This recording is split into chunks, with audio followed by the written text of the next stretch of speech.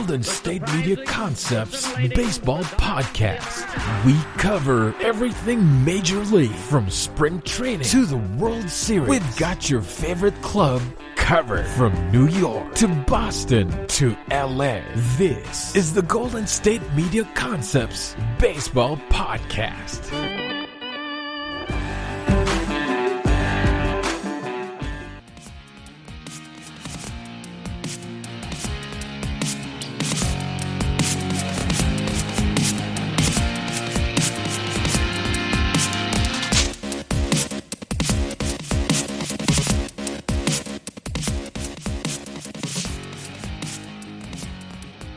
Welcome into another edition of the GSMC Baseball Podcast, brought to you by the GSMC Podcast Network. I'm your host, Kevin Mahalik. Appreciate you guys tuning in. It is Thursday, January 14th. We got a fantastic show lined up for you here today. We had a couple of signings take place, one major one across Major League Baseball. We also have some news, notes, some updates on the start of the Major League Baseball season. We got a great show coming for you guys. So before we jump in, hit that like button, rate and review, hit subscribe. That goes a long way to continuing to help us grow as we bring you guys quality baseball content here on a daily basis. But jumping into our first segment, the latest news in the past couple of days, the shockwaves throughout baseball, was due to the signing of Liam Hendricks by the Chicago White Sox. The White Sox signed the top reliever on the market, depending on who you talk to. I know there are a lot of guys out there, but Hendricks was at the top of the list when it came to Major League Baseball and options for a bunch of different teams. And this became apparent because the contract that he signed, 3 years, $54 million, actually set the record for average annual value when it comes to a relief pitcher. It is $18 million a year. The previous record was set by Wade Davis back in 2018. He signed a 3-year, $52 million deal with the Colorado Rockies. But if you dive into the contract a little bit here, this is where things get interesting and honestly a bit surprising from my side of things when it comes to, what the ball club was thinking. From the player's perspective, it's a fantastic deal, but from the team's perspective, the fourth-year player option, really doesn't make sense because it's a 3-year, $54 million deal with a $14 million team option for the fourth year, but also a $14 million buyout.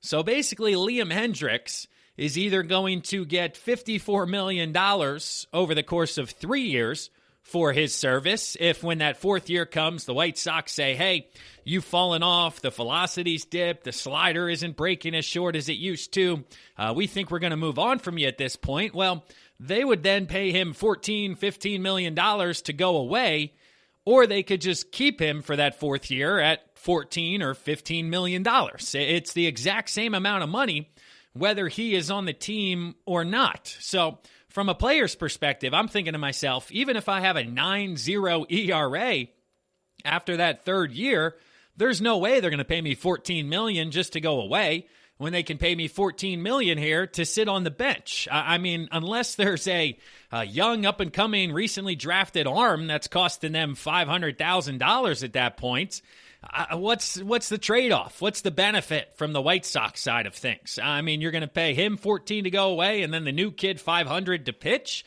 I guess that's what they're thinking, because if I'm the owner, I'm going, well, I'm just going to keep him around.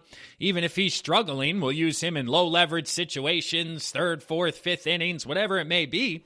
But I'm not going to pay somebody $14 million to go away and then may or may not sign with another ball club that I have to go up against. So this contract from a player's perspective is certainly fantastic, and not only other relievers on the market, but fellow big-time free agents who have yet to sign, Trevor Bauer, George Springer, DJ LeMahieu. They're looking at this particular type of money and going, wow, okay, so the biggest contract for a reliever is available out there. That means there's certainly some money that could head in my pocket here. And everybody's telling me, hey, we got to crunch pennies. We're, pennies on the dollar. But Liam Hendricks certainly got his. And I think players are very happy with what took place over the last couple of days. But is Liam Hendricks worth this contract? Is he worth the best average annual value for a relief pitcher ever. And diving into some statistics, some sabermetrics, it certainly looks like if it's not Hendricks, then who would it be? Because no reliever in Major League Baseball has thrown more innings over the last 2 years than Hendricks. Hendricks has put in a combined total of 108 1/3 innings. There's another reliever there from Tampa Bay, but he's not your traditional reliever. He's the starter, opener, that type of thing. So when it comes to 7th, 8th, 9th inning guys, Hendricks stands aside at a usage rate. And also, no reliever has posted a better weighted on base average. This takes into multiple accounts, not just on base, but errors, probabilities, things like that. And his on base average is 219. Which, 317 pitchers qualified for, and Hendricks has the lowest out of all of those guys. So Hendricks, of course, comes with a heavy fastball that's got top spin rate. He's touched 98, 99 miles an hour. He usually sits around 96. And the spin rate right about 2,400, 2,400, which, again, I talked on last episode when discussing the fastball documentary that this does not allow for the same type of depth for the fastball when it's going through the zone. So he's able to miss bats up in the zone, and then he comes at you with that put-away slider, that late, hard-breaking slider, and it's difficult to, catch up to those types of things. So Hendricks is fantastic. I also wanted to bring up his recent interview and podcast that he did with Pitching Ninja. It is called Ninja Cast, I believe, where they get into some of the mental aspects of being a pitcher at the major league level and, how Hendricks found himself, because early in his career and even as recent of about 3 years ago, he was struggling to find himself. He then got moved to the bullpen, changed the mentality, changed his structure, and ultimately has found a ton of success in doing so. It's definitely worth a listen. It's a longer interview, but if you have the time and you enjoy kind of a behind-the-scenes look into the mental side, where Hendricks talks about he's the best player on the planet, and no matter who is in the box, he's going to beat you, and self-confidence, and a lot of things that if you're a younger kid still playing out there, I believe would benefit you in listening to how to improve yourself. But Hendricks joins the White Sox, of course, who have recently added Lance Lynn and Adam Eaton to the team this offseason. So from a bigger picture perspective, does this make the White Sox the team to beat in the American League? And without knowing other moves, like I said, DJ LeMahieu, some other free agents out there, on the surface, it certainly looks like that the White Sox have gotten a lot better this offseason, while the other teams who were at the top of the American League last year have either stayed the same or gotten worse. I mean, of course, the Rays represented the AL in the World Series. They've moved on from Blake Snell, who was one of their best starting pitchers, so you think they maybe have gotten a little worse. The New York Yankees in that same division have yet to bring back DJ LeMahieu, and that would be a crushing loss, and we'll talk to you guys in a little bit in future segments about the updates there and where ultimately he could end up. But the rest of the American League East looks to be retooling, rebuilding. You go to the American League Central, the Cleveland Indians, Ship Lindor, Carrasco out of town.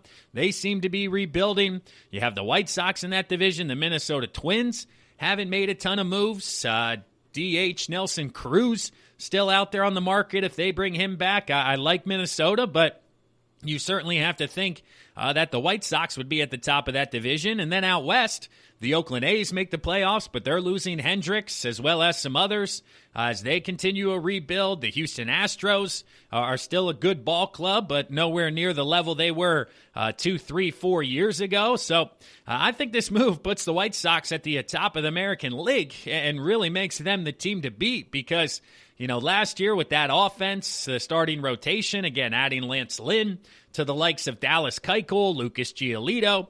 You have MVP Jose Abreu coming back, Rookie of the Year runner-up out in center field, a lot of other young talents.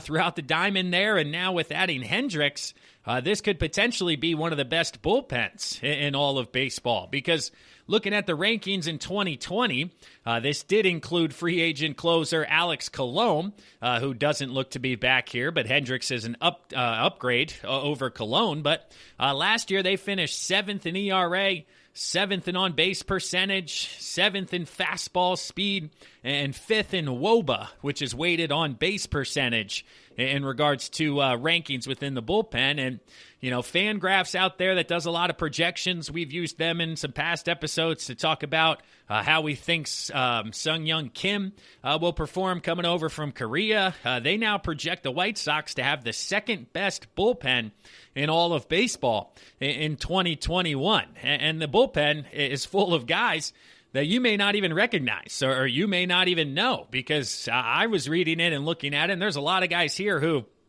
underlying metrics are fantastic, but they don't jump off the page as big-time names, at least not yet, across Major League Baseball. So let's dive into that bullpen here in a little bit of detail. Of course, you add Hendricks on the back end.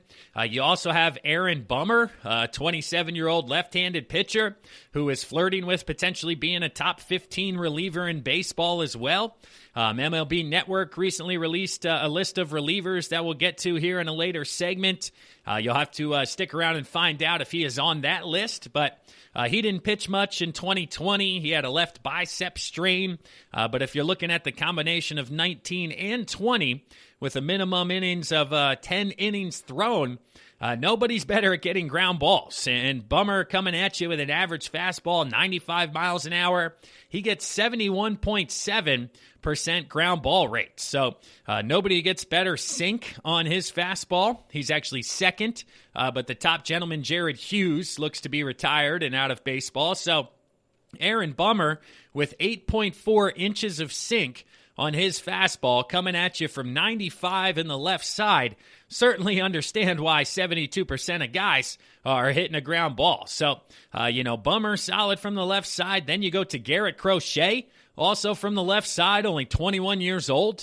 He was drafted out of Tennessee during this past Major League Baseball draft. He went right to the major leagues in one summer. He threw 6 innings this past summer, but maybe the hardest thrower in baseball already. Him and Aroldis Chapman are the top two, because Crochet averaged 100.2 miles an hour on his fastball. And again, that is an average. So, of course, he's going above and beyond that from time to time. He's been able to find the zone. So you're bringing, Bummer coming in, lefty sink, Crochet coming out 100-plus, four-seam fastball. There were 311 pitches thrown at 100 miles an hour or fastball in 2020, and Crochet threw 45 of those, or right around 15%. He was only behind Gratterall from the Dodgers when it comes to the amount of pitches thrown. And like I said, he was drafted in June when the year had started, so he didn't even debut until the middle of September and was second on the list with most pitches thrown at 100 miles an hour. So looking into it a bit further, 45 of his 85 pitches were 100 miles an hour or faster. So keep an eye out on Crochet from the left side, certainly being used to get high leverage outs for the White Sox this upcoming summer. Next up, you have Cody Hoyer, 24-year-old right-hander. He only averages about 97.6 miles per hour on his fastball. So he's another hard-throwing right-hander. When it comes to lowest WOBA in 2020, Cody finished fourth on the list. Liam Hendricks was second. The leader in the clubhouse was Devin Williams with his airbender changeup from the Brewers. But now the White Sox adding two guys in the top four when it comes to WOBA for 2020 relievers. So, is Hoyer as high on the list as potentially people have him? Probably not. It's a smaller sample size. But, the guy only 24 years old, hard-throwing righty, certainly somebody that, is going to benefit from having a veteran in the bullpen as well. And the last guy I want to talk to you about here, Evan Marshall, a 31-year-old right-hander who former fourth-round draft pick of the Diamondbacks in 2011. Since he's changed over to the White Sox, he's had a ton of success, and this is due to pitch usage. Before Chicago, he was 61% fastballs, 19% changeups, and 4% curveballs. Well, since his move to Chicago with the White Sox, he's down to 39% fastballs, all the way up to 39% changeups, and up to 21% curveballs. So he's pretty much completely gone away from his sinker and is now going four-seam changeup curveball and able to get all three pitches into the zone and be effective is what keeping hitters off base. So it is amazing sometimes how same guy, same stuff, and just pitch usage can go a long way in determining the success you have at the major league level. So the White Sox, once again, they continue to impress. A lot of money for Liam Hendricks, yes. Maybe a bit of an overpayment by the time year 4 comes around, but in the near future, the White Sox certainly are telling their fans, hey, we're going for it. We're trying to win a World Series. We're seeing what's happening on the National League side of things with the Dodgers loaded, the Padres loading up, the Mets loading up, the Braves are fantastic, and on the American League side, a lot of teams are leaving stuff to be desired. The Rays got worse, the Yankees may get worse, and the White Sox have certainly gotten better this offseason, and I would make them the odds-on favorite to represent the American League in the World Series. But that'll do it here for the first segment of the GSMC Baseball Podcast, brought to you by the GSMC Podcast Network. Appreciate you guys listening in once again. We'll step aside here now for a word from one of our sponsors and one of our sister shows. But when we come back, we'll talk to you guys about the latest news, notes, rumors, keep you up to date on everything going on across baseball. Where are these top free agents going to end up? And are they even going to sign, or are we waiting until April? Stick around. Find out. This is your ultimate stop for everything sports. The Golden State Media Concepts Sports Podcast. Should I say more? From the NFL, MLB, the NBA to MMA, it's all in here. The Golden State Media Concepts Sports Podcast. Listen now.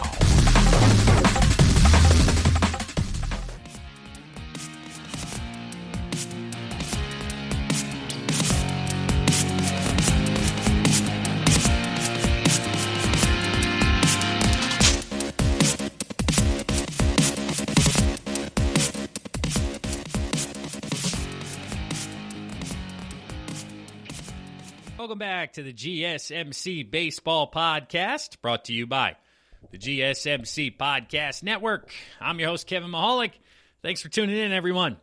If you haven't done yourself a favor yet, please do it for you, not even for me. I know I ask you every time, but check out the other podcasts within the network. I mean, I talk to you guys about all the different flavors we got going on, all the different options out there. I mean, we got podcasts for books, movies, television.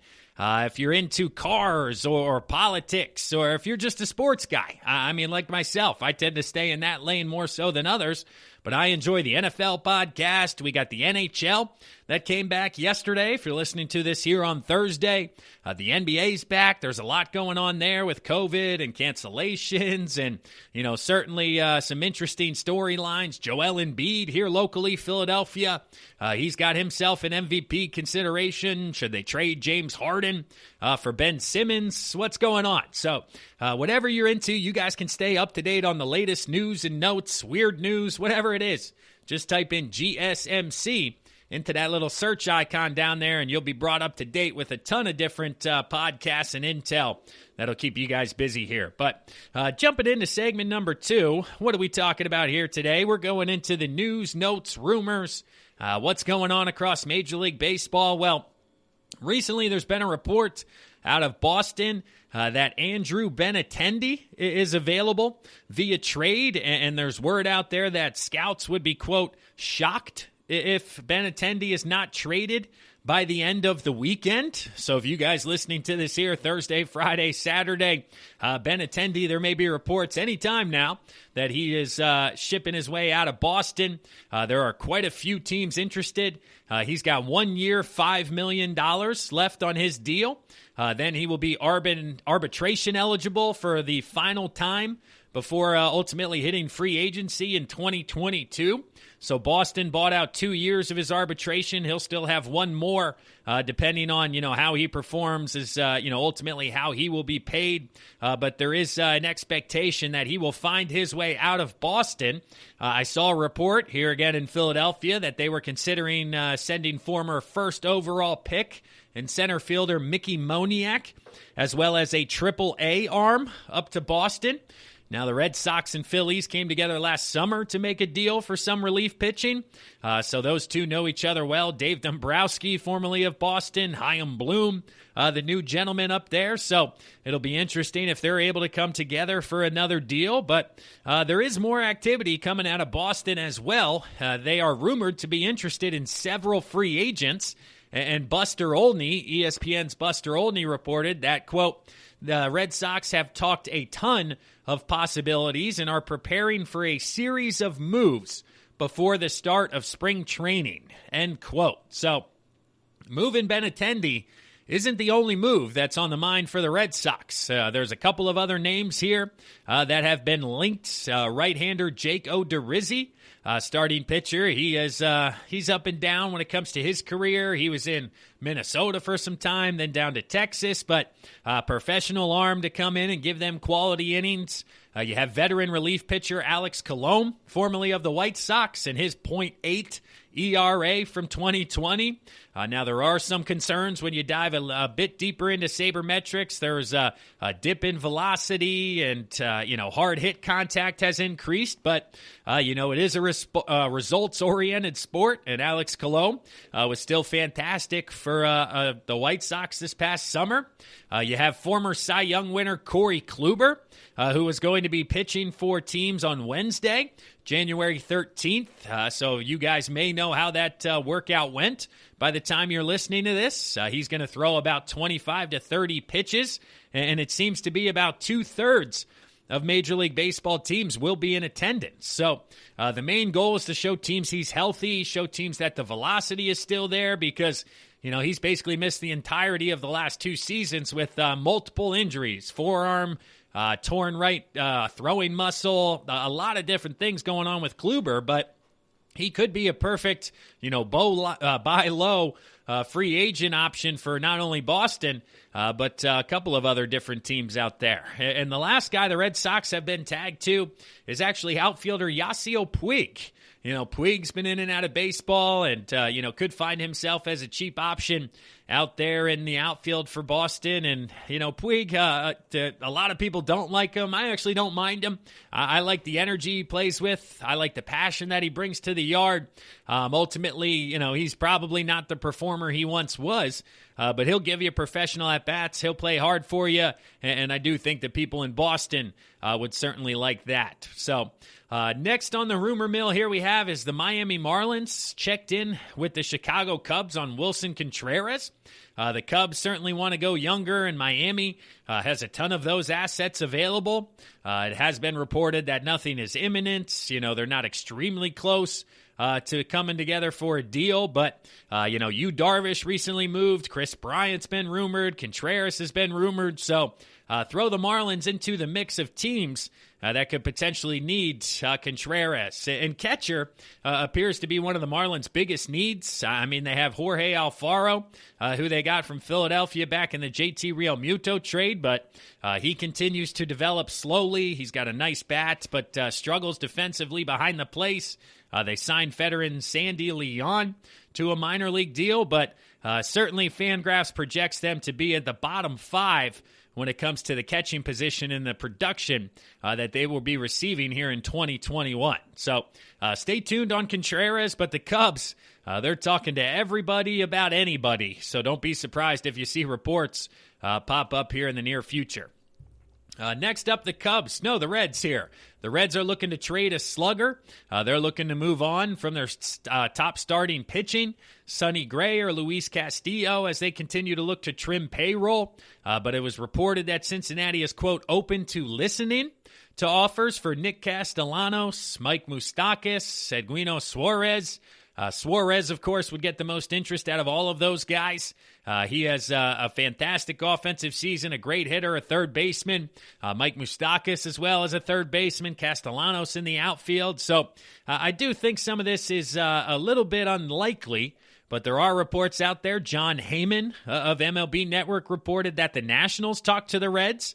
But Washington took prospects Jackson Rutledge and Cade Cavalli off the potential board, which would make a deal for Suarez unlikely, since Cincinnati is going to want a top prospect or two coming back here. So Suarez, let's see, he's got 98 home runs since 2018, which is actually only second in Major League Baseball behind only Mike Trout. So Suarez offensively could bring a lot to the table, and the Nationals, watching the Mets get better, watching the Braves get better, certainly find themselves interested.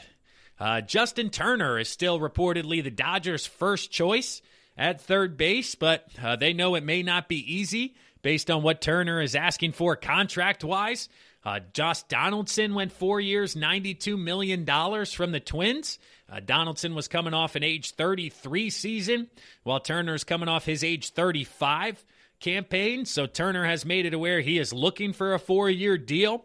The Dodgers obviously prefer 2 years to kind of align with the Donaldson time frame, which lends me to believe that if they do want to make a deal, they're going to have to come together at that 3-year mark to ultimately bridge the gap and make both parties happy. But if the Dodgers don't sign Justin Turner and bring him back, they could turn their interest to DJ LeMahieu to be their third base option. Now, LeMahieu, I'm not sure if he would want to play third base or want to stay at second base, but either way, playing out in L.A. for that type of team is something that should interest LeMahieu to a great extent, because it's also been reported DJ LeMahieu is becoming increasingly unhappy with the New York Yankees. The Yankees thought they were taking the smart approach, kind of wait and see what's going on, how the market develops, and then ultimately we'll offer him a bit more than the next team out there. But over the past couple of days, it's been reported that LeMahieu is, quote, dismayed by the Yankees' tactics. This is according to Tim Brown of Yahoo Sports. And with LeMahieu, one of the hottest players in free agency, he's let his agent know to kind of re-engage teams that showed interest earlier.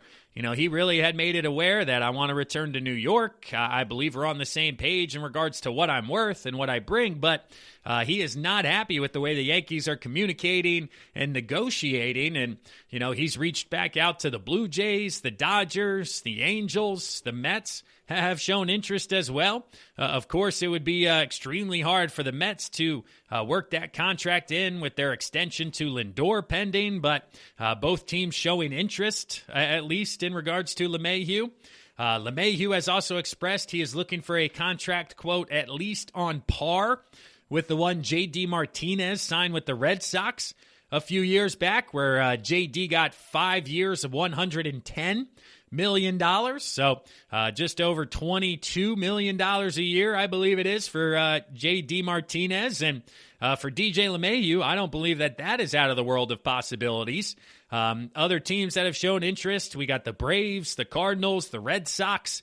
32 years old, LeMahieu winning the American League Batting Championship. He had 2 fantastic years in a row. So if you're a Yankees fan listening to this, it certainly seems that LeMahieu is becoming increasingly uncomfortable with New York and becoming upset with the way that they are handling his market. Let's see here, bouncing around.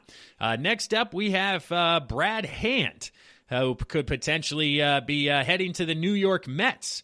He was waived by the Cleveland Indians this past offseason.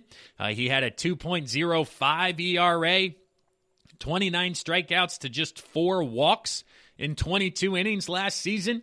He was the major league leader in saves with 16.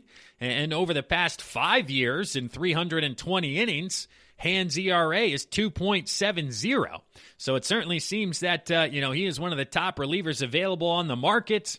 Him, Trevor Rosenthal, Alex Colomé, with Hendricks signing, those are the top guys there as well. So the Indians, again, they moved on, didn't want to pay him the $10 million, but somebody out there is going to look to sign him and ultimately make a move, and the New York Mets continue to be associated with every top free agent out there. But speaking of Alex Colomé, who's interested in him?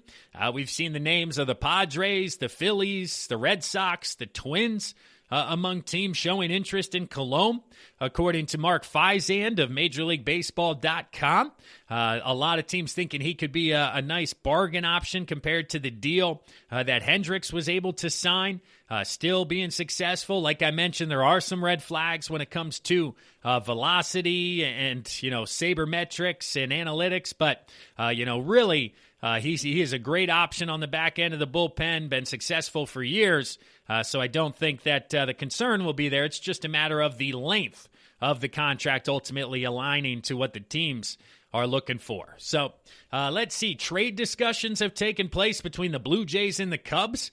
They are talking about Chris Bryant. The Blue Jays are still seeking a major move this offseason. They've been rumored to a lot of the big names, LeMahieu, Trevor Bauer, George Springer, and I do believe ultimately they will land one of these guys, but we're starting to see their name pop up here more and more with the trade market in the Cubbies and potentially adding a third baseman, which would let Vlad Guerrero Jr. head over to first or play that DH role and get him out of the hot corner there where his metrics defensively are less than stellar. The Atlanta Braves. A surprising report came out that they are actually looking for outfield help, more so than a third base upgrade. They've added rotation pieces, Charlie Morton and Drew Smyly. Because of this, they're looking to shore up that defense. But John Morrissey of Major League Baseball spoke and said the team expects Austin Riley to begin 2021 at third base and is continuing to look for an upgrade in the outfield because right now they have Ronald Acuna Jr. in right, Christian Pache in center, and Ender Inciarte in left. And Inciarte could be a defensive asset, but, doesn't really have the offensive prowess. Marcell Ozuna spent some time out there, as well as the DH in 2020. Could they potentially bring him back? But a few names to keep an eye on if you're a Braves fan out there as potential upgrades. Jock Peterson, Eddie Rosario, Brett Gardner, Adam Duvall. He was on the Braves last year, but they non-tendered him, so they could still bring him back. Michael Brantley is a name being mentioned. So Atlanta looking for an upgrade in the outfield to kind of keep up with the Joneses here in the National League. But the last update I have for you guys, Trevor Bauer, his free agent market continues to draw some buzz. The LA Angels are being linked there. Bauer recently here on the 10th of January put out his recent vlog out there where he's keeping you guys up to date. He says, enough with the fake news. Get yourself the real news about what I'm looking for. Watch this video. He says, quote, I want it to be a partnership first and foremost. That's how I'm approaching this whole process and this whole decision.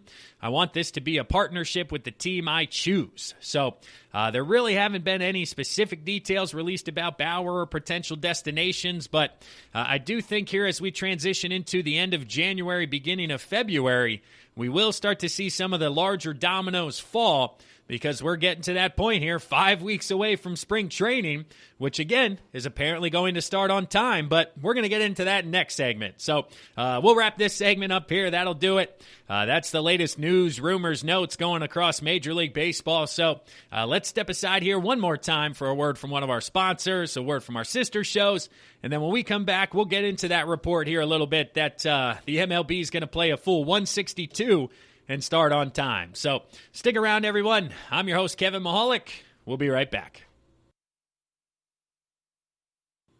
Tired of searching the vast jungle of podcasts? Now listen close and hear this out.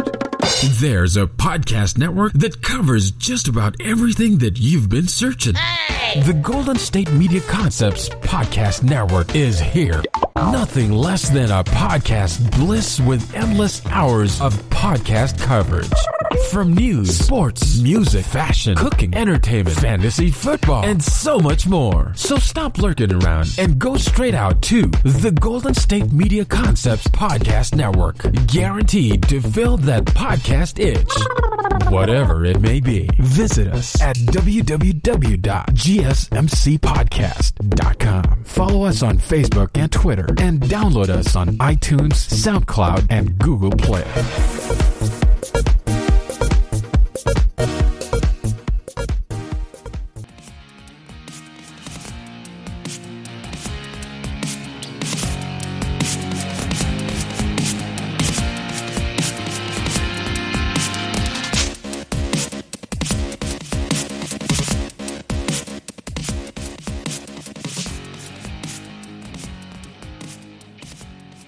Thanks again for listening, and welcome back to the third segment of the GSMC Baseball Podcast, brought to you by the GSMC Podcast Network. I'm your host, Kevin Mahalik. I know I've asked you guys to rate and review the pod, check out the other pods within the GSMC network, but one last time here, I'll ask you to check out social media. The Baseball Podcast, we're on all the platforms out there. We got a Facebook page, Twitter page, LinkedIn page, as well as the podcast network is on all of those platforms. So with everything going on this offseason, Major League Baseball, I know I keep you guys up to date here on the show twice a week, but in between episodes, if something breaks, hot news, breaking news, rumors, we're sharing all the latest stuff on social media, Twitter, Facebook, LinkedIn. So head over to those channels, search us, give us a follow. We certainly appreciate it as we continue to grow here within the podcast network moving into 2021. But we have some good news across Major League Baseball here when it pertains to 2021. And we finally got our first concrete evidence from Major League Baseball that this season is going to start on time. Rob Manfred came out this past Monday, whenever you're listening to this, on January 11th, sent a memo out to all the different teams letting them know to prepare for an on-time start to the 2021 season.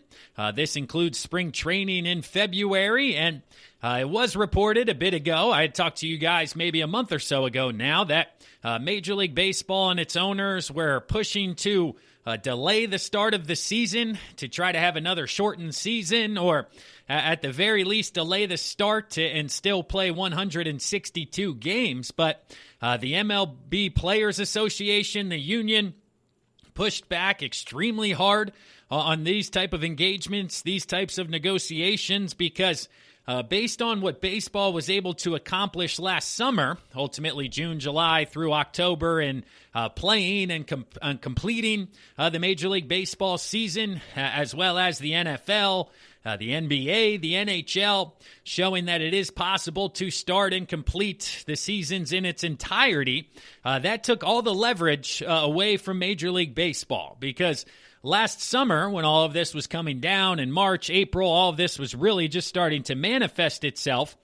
They basically used the clause in the collective bargaining agreement that said a national emergency could re-examine the agreement, could re-examine those clauses, and allowed them to delay the start of the season. But fast forward 8 months now, and like I mentioned, with the completion of every major professional sports league, this clause is no longer viable or will no longer be held up in court or conversations, negotiations, whichever way you want to look at it. So the Players Association, they made it known that they would accept nothing less than 100% pay.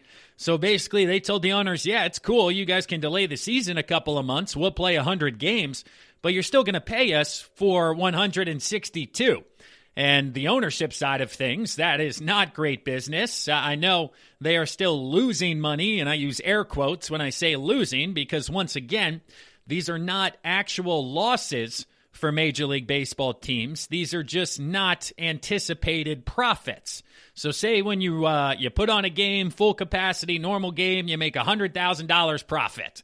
Well, now with no fans, you make $5,000 profit. And of course, these numbers are in the millions. I'm just using round numbers to kind of simplify the conversation. But essentially, Major League Baseball is saying, hey, we're losing $95,000 a game, when in actuality, you're just not realizing that as profit.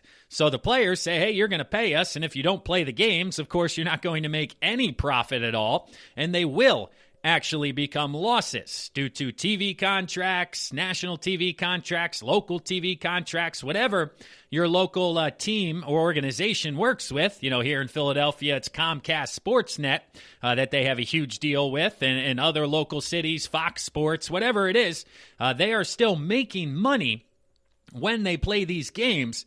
It is just not to the level that they had projected or anticipated. So the union said, you're going to pay us. We don't care how many games we're going to play. And, of course, Major League Baseball comes back with, well, in that case, of course, we're going to play 162 and a full season moving forward here. So Rob Manfred let it known things are going to start on time. As of right now, spring training is scheduled to start February 17th. So depending on when you're listening to this, it is about 1 month away from the time you're consuming this. And of course, we still have all the free agents available, all the different questions to answer. But from a fan's perspective, this is the best news we could have seen, the best news we could receive when it comes to, the actual year of 2021 and playing Major League Baseball. So the next step in the conversation that is currently taking place has to do a lot with player safety and updates to this particular clause that they agreed on last year. And the biggest one, of course, is surrounding fans and how do they allow fans in? How many fans are allowed in? Because last year, of course, there were no fans allowed until the National League Championship Series, as well as the World Series, which took place down there in Arlington, Texas. But it has come out this year that MLB is going to allow fans not only at regular season action, but also spring training tickets. These tickets could be sold, quote, in groups of pods. They're calling them pods, where members of said pod will be able to sit at least 6 feet apart from one another, and they'll be utilizing kind of each section as its own pod to be able to reference how many fans they could get in, what time they will be able to enter the stadium, how they will be able to enter the stadium. And, really this is kind of a tricky situation, but it does seem to be that Major League Baseball is putting a lot of time, effort, and thought into ultimately how they are going to anticipate allowing fans into the game. And one particular memo or part of the memo that was sent out that I thought was interesting, but of course is very difficult to implement. But Major League Baseball currently has no plans to mandate the testing of fans for COVID-19, proof of a negative test before entering the ballpark. They have no plans of a proof of a vaccination when entering the ballpark. We've seen reports out there from, Ticketmaster and concert venues and things like that where they could require a proof of vaccination or proof of a negative test. But baseball essentially come out and said that they believe that the benefits of this types of units or even temperature checks as fans enter the stadium may be outweighed by the disadvantages. I mean, you have false readings when it comes to temperature checks, as well as false positives for COVID-19. You have close contact between the screeners and the fans when it comes to them taking temperatures potentially of any fan entering the building, because the memo reads here, quote, mass testing of this kind is not practical with the existing rapid testing results. And testing is of limited ability when done days in advance of an event. Clubs retain discretion in this area and may choose to require fans or a subset of fans, such as suite holders, to test, but barring any major advancement in testing technology, the commissioner's office will not mandate any form of testing for fans. End quote. So basically, Major League Baseball has come out and said on a national level or a federal level, there is nothing against, having a test. It is not mandated by any form of government. So Major League Baseball is not within their rights to require this as well. But of course, local governments and local officials will play a big part in this role, because depending on what state you live in or what area of the country you are from, there are completely different tactics regarding the coronavirus and trying to keep the spread under control. I mean, you look at the state of California, Santa Clara, Los Angeles. During the football season, the NFL season, they barred any physical activity, including professional sports, which led to the San Francisco 49ers having to play their games in Arizona. But then if you go to the state of Florida, where the economy is more open, they're allowing more particular fans or people into certain establishments, and really don't see an issue when it comes to that side of things. So local government is going to play a big part into the allowance of fans and the procedure that goes into allowing them into the stadium. Here in Pennsylvania, there were a few fans allowed for a handful of football games Then the holidays came around, cases spiked, they shut that down. With everything being fluid, I do anticipate even changes from the month of March to April to May in regards to the vaccination rollout, the amount of people who have been vaccinated, and sharing this with other individuals. It's going to be a fluid state of events here when it comes to kind of rules and regulations, because it's been reported even the state of Arizona was hoping that Major League Baseball would push back the start of spring training about a month so they could continue to get ahead of the virus as best they can with the vaccines, and not allowing 15 or 16 teams to come in from anywhere in the country, anywhere in the world, really with the international flavor of Major League Baseball into the state of Arizona, and being able to, potentially limit the spread of the virus that way. But back to fans being in the stadium, if fans are allowed, all fans aged 2 and older would be required to wear a mask covering their mouth and nose, except when eating or drinking at their seats. Major League Baseball has also recommended that only medical bags and diaper bags are allowed into the ballpark, so keeping a limit on purses and kind of personal goods, just allowing diaper bags, and if you have any medical conditions, to bring in the accessories on that side of things. So a few rules when it comes to the players and fans and these pods is that there will, quote, be a buffer zone between the fans and the field, which, it was the 20-foot buffer zone implemented for the playoffs down in Arlington, but it looks that will be reduced to 6 feet, except for around the dugout and the bullpen. So the buffer zone around the dugout must be at least 12 feet, while the bullpen must be at least 6 feet, providing there is at least a 13-foot vertical difference between the bullpen and the fans. And for most newly constructed stadiums, this is the case. Like Philadelphia, Miami, they're all kind of down there in their well. But when you get to Fenway Park, Wrigley Field, where the bullpens are right there up against the fence, right up against the fans, this is when the 12 feet will have to be permitted in between the fans and the players. So the buffer zones, they pretty much eliminate selling tickets in the first 3 to 5 rows of the ballpark. There is a stipulation put in here that there could be a 6.5-foot plexiglass installed. And if that is the case, you can sell those tickets down below. But no stadium to this point has the plexiglass installed. They do have the nets down the lines, of course, due to foul balls. But plexiglass would be an expense in its own right. And that would be up to each team to look at the return on investment compared to ticket sales and the cost of plexiglass and, a lot of things along those lines. But there will also be no restrictions on closing the stadium roofs. Major League Baseball has recommended and encouraged teams with retractable roofs to play with the roof open whenever possible. But, of course, you're down in Miami and a hurricane or a tropical storm is running through. You're going to want to keep that roof closed in order to get the game in moving forward. So this is fantastic news. If you're a baseball fan, they are starting on time.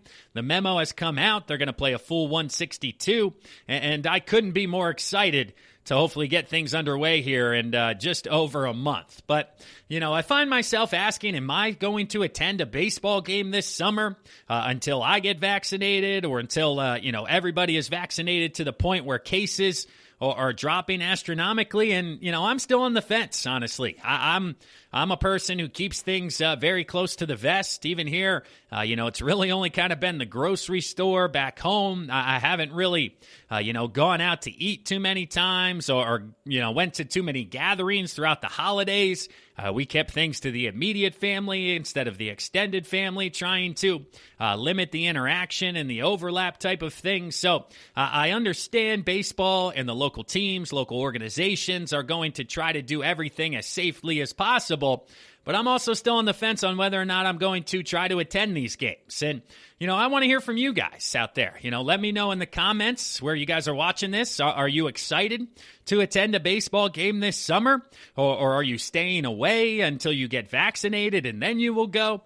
Because I know there are a lot of differing opinions when it comes to ultimately which direction individuals are going. So I'm kind of in wait-and-see mode. I'd be curious to what you guys are thinking out there in regards to ultimately your actions and thoughts to getting back to the ballpark. But just allowing fans, getting that energy back in the ballpark, allowing that jump back for the players, and here in Philadelphia, even being able to boo is something that I'm looking forward to hearing once again on the broadcast. But that'll do it here for the third segment of the GSMC Baseball Podcast. Appreciate you guys listening in.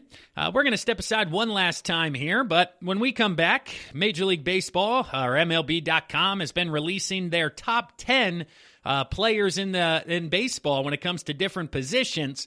They've released a couple up until this point, so I want to discuss those with you, talk about my thoughts on the rankings, and ultimately see if you guys agree or disagree with what MLB.com has. So stick around, everybody. I'm your host, Kevin Mahalik. We'll be right back after this.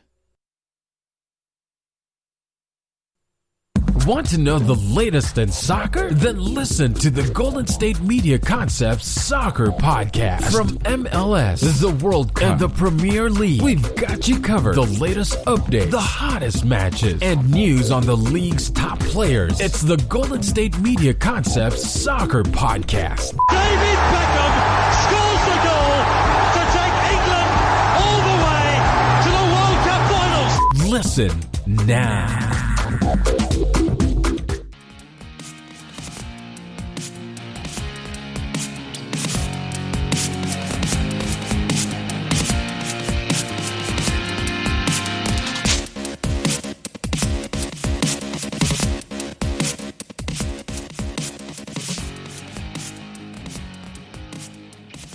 Welcome back to the fourth and final segment of the GSMC Baseball Podcast, brought to you by the GSMC Podcast Network. I'm your host, Kevin Mahalik. Appreciate you guys listening in.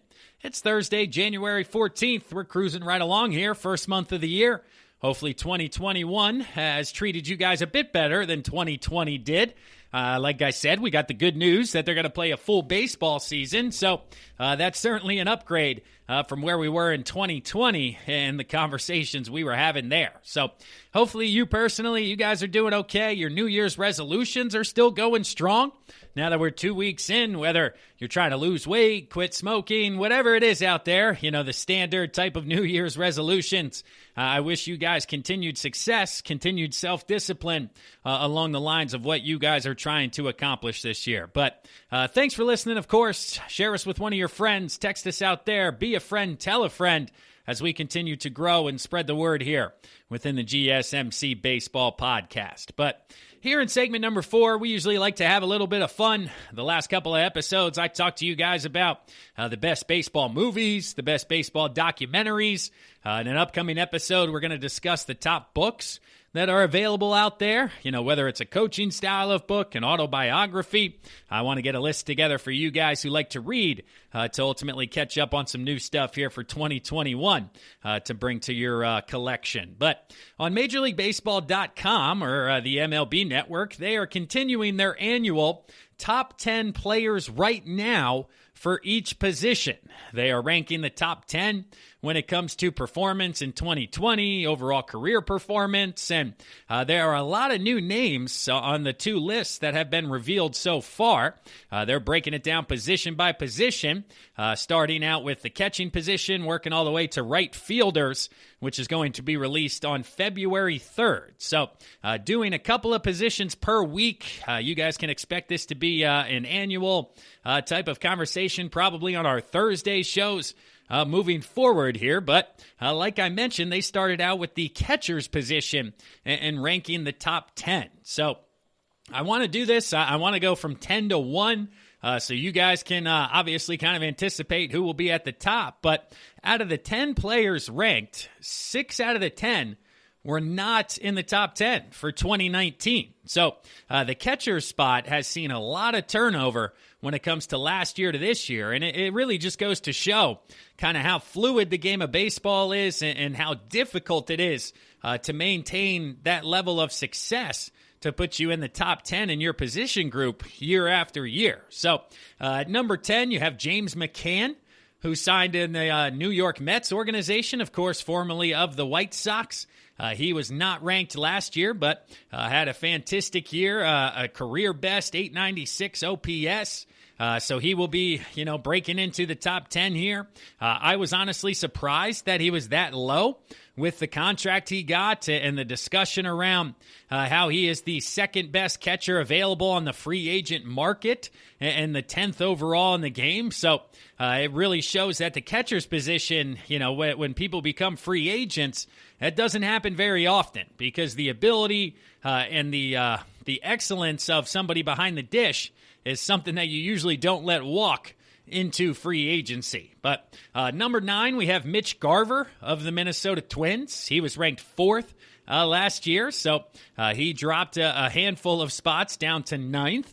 But at the 8th position, we have Travis d'Arnaud from the Atlanta Braves. He had a fantastic year offensively last year. He had been with the Mets in years past, but has certainly found a home and found his swing and success down there in Atlanta, being able to hit a bit lower in the lineup with all of the different superstars ahead of him has certainly benefited him in seeing more fastballs and being able to produce offensively. At number 7, we have Salvador Perez from Kansas City. He was coming off a Tommy John surgery, so he was unranked last year as well. This was due to the injury because, of course, if you're going back 3 to 5 years, he would be at the top of the list and 3 to 5 in regards to overall output. But bouncing back off an injury, he finds himself at 7th in this current list. Number 6, we have Austin Nola. He is the brother of Phillies pitcher Aaron Nola. He was fantastic for the Padres behind the dish. He is going to be an upgrade for them this year from what they had last year behind the plate. So he won the Silver Slugger Award. Let's see, 333 average in 2020. But we will see what Nola brings here in 2021. Sean Murphy from Oakland ranks 5th. He was not ranked last year as well. He's a newcomer to the list. Honestly, I don't know a ton about Sean Murphy.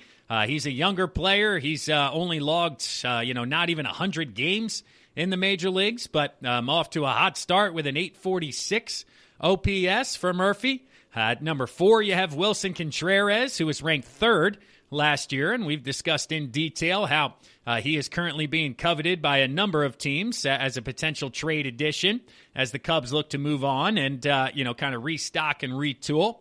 At the number 3 spot, you have Will Smith, who is another young up-and-comer, hasn't played 100 games in the majors yet, but he's posting a 937 OPS. So if he continues to produce offensively, the Dodgers find themselves with another winner behind the dish and somebody that they may not have anticipated being as great as he is, exceeding expectations. But number 1 and number 2, these two names you guys could probably guess out there. They were ranked number 1 and number 2 last year, but they have flipped when it comes to the rankings, where number 2 is Yasmani Grandal. He fell to number 2. Of course, he's an all-around catcher, fantastic offensively, great behind the dish. He's going to be leading that rotation as well as that bullpen now in Chicago, and he will be a great addition and, just continued success for Grandal moving forward. But number 1, we have JT Realmuto. He went from 2nd to 1st. This guy's the total package, strong throwing arm, stellar pitch framing skills, powerful bat, and one of the top free agents available in all of baseball. But as the market continues to find itself, as things are continuing to stabilize, it certainly seems that the odds of him returning to Philadelphia are growing little by little here by the day, because big market clubs, the Mets, they've made their move. There's still word of the Nationals potentially being a player, but I do think the Phillies somehow are the leader in the clubhouse now to bring back Realmuto when it came to November, December. I don't think you would have kind of found those odds, but JT Realmuto, he was number 2 last year, and he is the top-rated catcher available in the top 1 from 2020, according to Major League Baseball. Next, MLB, what did they do here? They went with relief pitchers. And similar to catchers, there are 7 newcomers in the top 10 this year.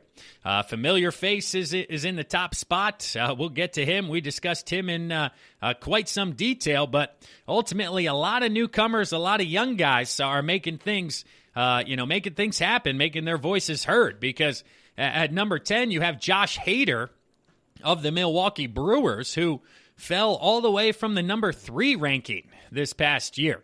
Hader, obviously the lefty for the Brewers. There's been talks that he could be available in a trade. He had some up and down results in 2020, but I still think he is excellent, and his best days may be ahead of him here for the next handful of years. At number 9, we have Tyler Duffey of the Minnesota Twins. He was unranked last year. He has had some trouble throughout his career. He's been a starter, been a reliever, but he seems to have found his niche there in the bullpen because he found himself having an excellent year in 2020 and was one of the reasons why the Twins were able to kind of maintain that success and ultimately push for that AL Central title once again. Now, they're going to have their hands full with the White Sox this year, but certainly Duffey, they're expecting big things out of once again. At number 8, we have Aaron Bummer, the Chicago White Sox relief pitcher, the lefty we spoke about earlier in the first segment. Hard-throwing lefty, mid to upper 90s, 8.5 inches of sink on his 2-seam, leads the league in ground balls, and he's only going to continue to develop, to continue to get better. So Bummer out there, if you guys don't know that name, you certainly will shortly if he continues to perform. Number 7 on the list, Aroldis Chapman. He falls all the way down from number 2 to number 7, and the number 1 guy isn't even on the list here for this year. So Chapman, of course, the left-hander, he's the holdover from last year. He's excellent with the New York Yankees, top-of-the-line closer. He's had his successes as well as his tribulations when it comes to playoffs and closing things out, but Chapman still throwing 100-plus from the left side. With that slider working off the fastball, not somebody that I would want to see coming in here late in the game. Number 6 is Brad Hand. We spoke about him in the news, notes, rumors section. He is currently a free agent. He was unranked last year, but led the league in saves for the Indians, had fantastic numbers once again. So whoever sides Brad Hand is certainly going to get themselves an excellent relief pitcher and improve the bullpen immediately. So number 5, James Karinchak from the Cleveland Indians. And this guy, if you weren't following him this year, oh my goodness, is he absolutely filthy. This guy is your stereotypical 2020, 2021 pitcher. He works that fastball at the top end of the zone, working high fastball above the hands, and then he throws the hammer 12-6 breaking ball coming off that fastball that starts at the top of the zone and almost drips out of it. So he led the league, and I don't know if he led the league in strikeouts, but when it comes to strikeouts per 9, he was certainly at the top of the list there. He was excellent last year, 53 strikeouts in 27 innings. So 2 strikeouts per inning for Karinchak. And man, if you guys weren't watching the Cleveland bullpen, do yourself a favor, type his name into YouTube, watch some of those highlights, and it is absolutely filthy. Number 4, you have Nick Anderson of Tampa Bay. He was unranked last year as well. Of course, Nick Anderson, he was the top reliever for the Rays. You guys now know the name based on his playoffs. His postseason wasn't as great as his regular season. In the playoffs, he went 1-2 with a 5.52 ERA in 10 games, but throughout the regular season, he was 2-1 with a .55 ERA. So maybe he got a bit overworked there in the playoffs. Obviously, there was a lot of conversation around Tampa's pitching moves and ultimately what they did in the playoffs. Should they have left him in, taken him out? And, Anderson blew it after Snell was removed. So the taste in your mouth may be slightly bitter, but ultimately Anderson is a fantastic relief pitcher for the Rays. Number 2, we have Devin Williams, Milwaukee Brewers. Rookie of the year, throwing the airbender changeup from the right side. He was absolutely disgusting this year. It almost works as a bit of a screwball when it comes out of his hand. He was 4-1 with a .33 ERA in 22 games, and just like Karinchak, he had 53 strikeouts in 27 innings. So a lot of these guys are heavy strikeout pitchers coming in a jam, getting outs, and working off that one exceptional pitch that players haven't been able to quite figure out yet when it comes to the offensive side of the ball. At number 2, we have Drew Pomeranz. He was unranked last year from San Diego. He earned a 4-year, $34 million with the Padres, and that first year was certainly a success. The lefty had a 1.45 ERA, 29 strikeouts in 18 innings. Certainly fantastic out there in San Diego, and I think he exceeded pretty much everybody's expectations when it came to his performance in regards to 2020. And certainly the Padres are hoping that he can repeat that to help them push the Dodgers, the Braves, the Mets, and whoever is trying to challenge for the best in the National League. But number 1 on the list, Liam Hendricks, just recently signed to the Chicago White Sox. He was 4th on the list last year.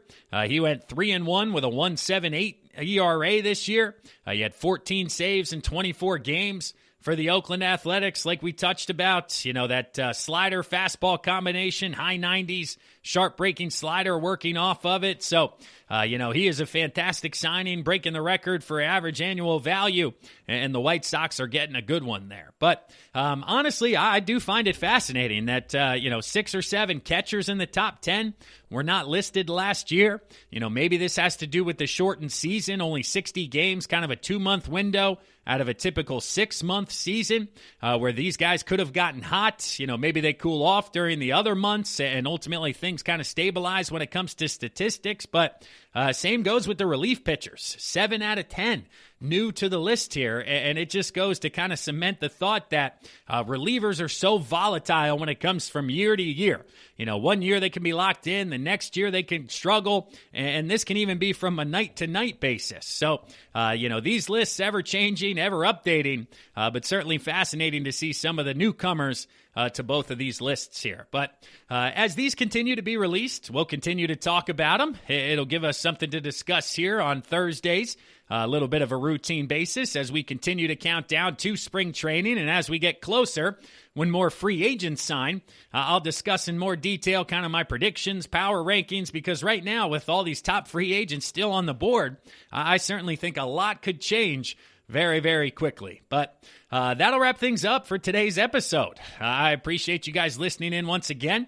Hopefully you enjoyed it. We covered a lot of stuff today. Hendricks to the White Sox, all the latest rumors, news, notes, what's going on with the start of the baseball season, and of course, the best of the best here at the end. So I'll ask you one last time, check us out on social media. Please rate and review the podcast wherever you are, as well as be a friend and tell a friend. Word of mouth, grassroots, guerrilla warfare is what we're looking for here to continue to grow and continue to spread the word about GSMC. And I certainly appreciate everything you guys do for us, and thank you for listening once again. But I'm your host, Kevin Mahalik. That'll wrap up today's episode. Hopefully you guys have a fantastic weekend out there, and I'll talk to everybody once again on this Monday. You've been listening to the Golden State Media Concepts Baseball Podcast, part of the Golden State Media Concepts Podcast Network. You can find this show and others like it at www.gsmcpodcast.com. Download our podcast on iTunes, Stitcher, SoundCloud, and Google Play. Just type in GSMC to find all the shows from the Golden State Media Concepts Podcast Network, from movies to music, from sports to entertainment, and even weird news. You can also follow us on Twitter and on Facebook. Thank you, and we hope you have enjoyed today's program.